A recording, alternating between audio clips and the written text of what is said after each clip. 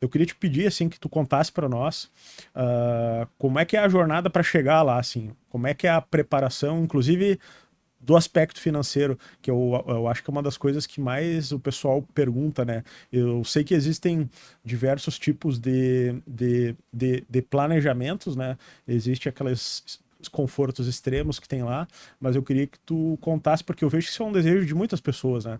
Esses dias eu tava conversando com um colega meu que garantiu que tinha um anestesista lá no hospital, que era montanhista, que ele tinha subido o Everest. Eu, pô, cara, fala o nome. Eu, não subiu. Tinha ido São, até o tá? campo base.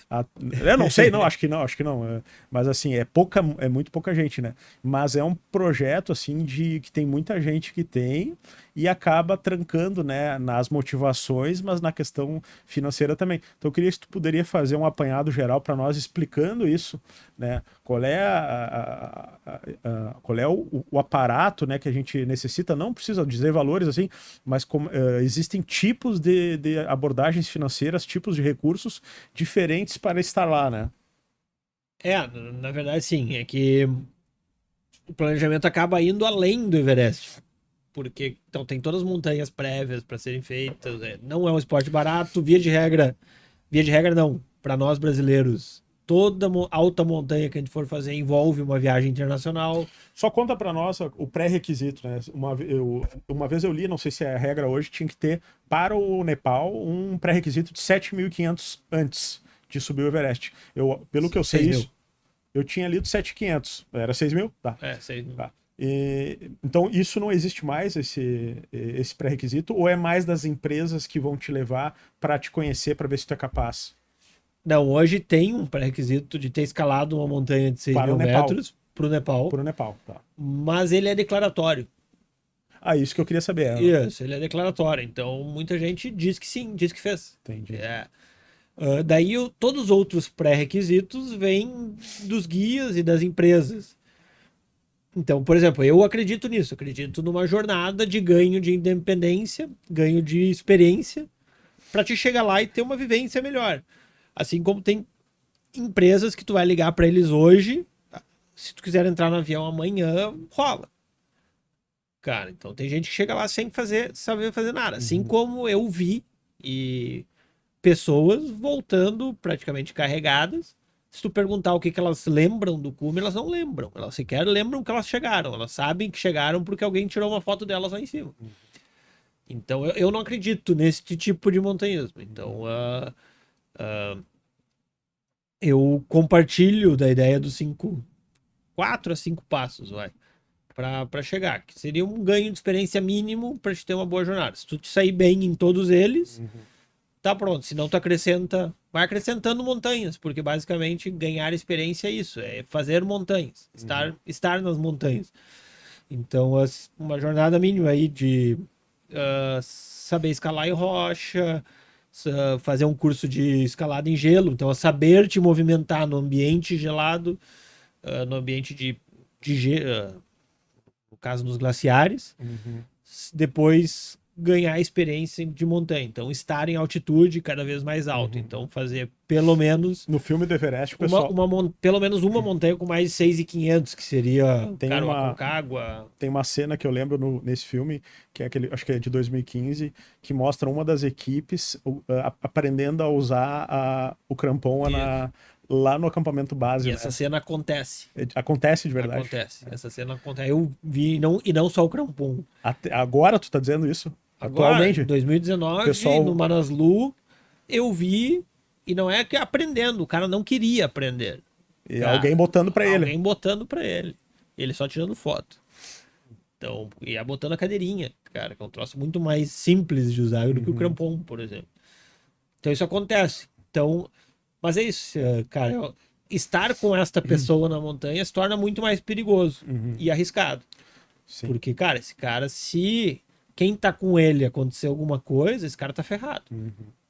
Bom, então tu tem que ter um pré-requisito, né? Tu pode citar para nós os 5 passos que tu acredita? É essa experiência com gelo, experiência em pedra seca, né? Experiência em gelo, montanhas em torno, tipo Aconcagua, tipo os vulcões do... Ganho de volume. Então seria... então aprender a escalar em rocha, que é importante pelo ganho de técnica. Então, eu gosto da ideia, mas não acho que seja. Então, se tu ganhar muito volume de montanha sem escalar em rocha, tu consegue ganhar a mesma técnica. Uhum. Mas é mais fácil, é mais rápido ganhar técnica escalando em rocha. Ah, um curso de escalada em gelo. E daí, 2, 3 montanhas com mais de 6.000 metros. Então, eu diria Tu um fez 6 esses mil. cursos? Fiz. Fez. Eu comecei escalando em rocha por. Foi o meu caminho natural. Eu não fui escalar em rocha para poder ir pro Everest. Eu já escalava em rocha. Uhum. Fui fazer o curso de gelo porque eu queria ver como é estar em altitude. Uhum. Então, como é uma montanha gelada. E daí o resto acabou acontecendo, assim, né? Porque eu não fui pra montanha porque eu queria subir o Everest. Foi depois de estar na montanha de eu quero subir. Então, depois disso, eu diria um 6.000 baixo. Então, Huayna Potosí, Acotango, ou um 5.000 um pouquinho mais técnico e perto de 6.000, tipo no Equador o Cotopaxi, alguma coisa assim. Uhum. Depois uma montanha muito alta, então que seria o Aconcagua, e eu gosto do Mercedário como opção também, porque é uma montanha menos visitada, então Tem menos mais recurso, selvagem. tem menos recursos, né? Isso. Que o Aconcagua tem muito mais recurso, né? É. Muito. Então, mas daí assim, Uhum. basicamente os skills, as habilidades que tu precisa desenvolver e que elas te proporcionam são parecidas. Então, Conta pra nós só, eu disse que eu não ia te perguntar, mas eu tava lembrando, eu escutei uma pessoa que já subiu o Everest falando em valores, assim. O que tu acha que é um valor mínimo e um valor, assim, máximo pra quem... Porque eu digo isso pras pessoas que eu conheço várias que têm esse desejo e trancam na questão do valor, assim, né? o máximo é sem limites hoje em dia.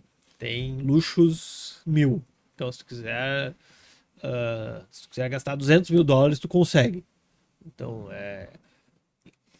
não sei se felizmente ou infelizmente, mas assim, tem Luxo. luxos no campo base no fim, né? Então, cara, uma barraca com uma cama sensacional e carpete e, do meu ponto de vista, até demais. Mas mínimo, então, incluindo passagem e equipamentos específicos, porque a gente faz um monte de montanha na América do Sul, quando tu vai fazer um 8.000 metros, tu tem que comprar várias outras coisas que tu não tem. Uhum. Então, os equipamentos são um pouco diferentes. Então, eu diria assim, com equipamentos, toda a logística local, 55 a 65 mil dólares em média, assim, tu Uhum. vai, o mínimo que alguém gasta Uhum. para. O valor que eu escutei era de 40. O cara falou. Com recursos básicos, tu consegue enxugar, tu consegue. Não sei daí exatamente que maneira, porque É ele que eu acho que não daí explicou, né? acaba enxugando algumas coisas Importante, assim. demais, importantes, que daí Uhum. é o que a gente falava, assim, Uhum. que riscos tu tá disposto a assumir e pronto para assumir também, né? Uhum. O que acontece, se tu for te preparar para fazer uma expedição com muito mais autonomia, que tu vai gastar uns $40.000, tu vai gastar essa diferença te preparando para isso. Uhum. Então, a não ser que tu seja um montanhista Uhum. profissional, que tu já tenha essa preparação por natureza,